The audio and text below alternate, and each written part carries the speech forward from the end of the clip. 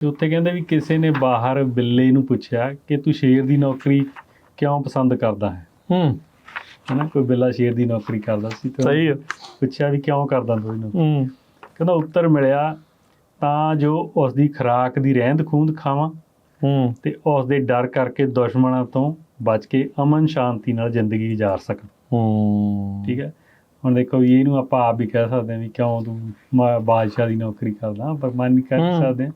ਇੱਕ ਤਾਂ ਕਹਿੰਦਾ ਵੀ ਜਦੋਂ ਬਾਦਸ਼ਾਹ ਕੋਲ ਵਾਧੂ ਸਮਾਨ ਹੁੰਦਾ ਵੀ ਉਹ 'ਚ ਰਹਿੰਦ ਖੂੰਹਦ ਨਾਲ ਸਾਡਾ ਵੀ ਕੰਮ ਚੱਲ ਜਾਂਦਾ, ਨਾਲੇ ਕਿਸੇ ਦੀ ਟੈਨਸ਼ਨ ਨਹੀਂ ਹੈ ਕਿਉਂਕਿ ਤਕੜਾ ਬੰਦਾ ਸੋ ਹੈ ਨਾ, ਕਿਸੇ ਨੇ ਆਪਾਂ ਨੂੰ ਧੱਕਾ ਨਹੀਂ ਕਰਦਾ। ਕਹਿੰਦੇ ਫਿਰ ਲੋਕਾਂ ਨੇ ਪੁੱਛਿਆ ਕਿ ਜਦ ਤੂੰ ਸ਼ੇਰ ਦੀ ਛਾਂ ਹੇਠਾਂ ਸੁਰੱਖਿਅਤ ਹੈ ਤਾਂ ਉਸਦੀਆਂ ਮਿਹਰਬਾਨੀਆਂ ਦੇ ਗੁਣ ਗਾਉਂਦਾ ਹੈ ਤਾਂ ਉਸਦੇ ਕੋਲ ਕਿਉਂ ਨਹੀਂ ਆਉਂਦਾ।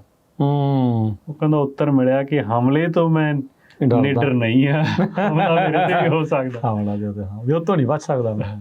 ਫਿਰ ਸ਼ੇਰ ਦਾ ਸ਼ੇਰ ਹੀ ਆ। ਹਾਂ, ਸੋ ਕਹਾਣੀ ਦਾ ਮਤਲਬ ਇਹੀ ਹੈ ਵੀ ਦੇਖੋ ਹੁਣ ਇਹ 'ਚ ਜਿਹੜੀ ਤੁਸੀਂ ਮਰਜ਼ੀ ਸਿੱਖਿਆ ਲਓ, ਸਿੱਖਿਆ ਲਾ ਲਓ ਵੀ ਆਪਾਂ ਆਪ ਵੀ ਆਪਾਂ ਇਹੋ ਜਿਹੇ ਸਿਸਟਮ 'ਚ ਪਏ ਨੇ ਜਿੱਥੇ ਆਪਾਂ ਲੱਗਦਾ ਵੀ ਨਹੀਂ ਹੈ ਚੰਗੇ ਮਾੜੇ ਦੀ ਆਪਾਂ ਕਹਿੰਦੇ ਵੀ ਆਪਾਂ ਸੇਫ ਹਾਂ, ਹੈ ਨਾ, ਜਾਂ ਆਪਾਂ ਨੂੰ ਸਾਰਾ ਕੁਛ ਮਿਲਦਾ ਤੇ ਪਰ ਪਤਾ ਵੀ ਸ਼ੇਰ ਦੇ ਸੁਭਾਅ ਦਾ ਕੋਈ ਪਤਾ ਨਹੀਂ ਗਾ ਕਿੱਦਣ ਉਹਨੇ ਕਿੱਧਰ ਨੂੰ ਹੋ ਜਾਣਾ, ਤਾਂ ਹੀ ਉਹਦੇ ਲਾਗੇ ਵੀ ਨਹੀਂ ਜਾਂਦੇ, ਤਾਂ ਹੀ ਉਹਦੇ ਕੋਲ ਲਾਗੇ ਨਹੀਂ, ਤਾਂ ਹੀ ਰਹਿਣ ਖੂਨ ਤੇ ਤਾਂ ਹੀ ਗੁਜ਼ਾਰਾ। ਹਾਂ, ਤੇ ਬਿੱਲਾ ਵੀ ਤਾਂ ਹੀ ਉਹਦੇ ਲਾਗੇ ਨਹੀਂ ਜਾਂਦਾ। ਸੋ ਇਹ ਛੋਟੀਆਂ ਛੋਟੀਆਂ ਕਹਾਣੀਆਂ ਨੇ ਜਿਹਦੇ 'ਚ ਆਪਾਂ ਨੂੰ ਬਹੁਤ ਤੁਸੀਂ ਸ਼ੇਰ ਦੀ ਵਰਦੀ ਵਾਈ ਹੋ ਸਕਦੀ ਹੈ ਬਿਲਕੁਲ, ਪਰ ਸ਼ੇਰ ਨਹੀਂ ਹੋ ਸਕਦੇ ਅੰਦਰੋਂ, ਉਹ ਫਰਕ ਰਹਿਣਾ ਹੀ ਆ। ਬਿਲਕੁਲ, ਦੇਖੋ ਸ਼ੇਰ ਦਾ ਸੁਭਾਅ ਹੀ ਰਹਿਣਾ, ਸ਼ੇਰ ਨੇ ਘਾਹ ਤੇ ਬਿੱਲੇ ਦਾ ਬਿੱਲੇ ਵਾਲਾ ਹੀ ਰਹਿਣਾ। ਹਾਂ, ਤੇ ਉਹਨੇ ਘਾਹ ਤਾਂ ਕਦੇ ਖਾਣਾ ਨਹੀਂ, ਘਾਹ ਤਾਂ ਉਹਨੇ ਖਾਣਾ ਨਹੀਂ।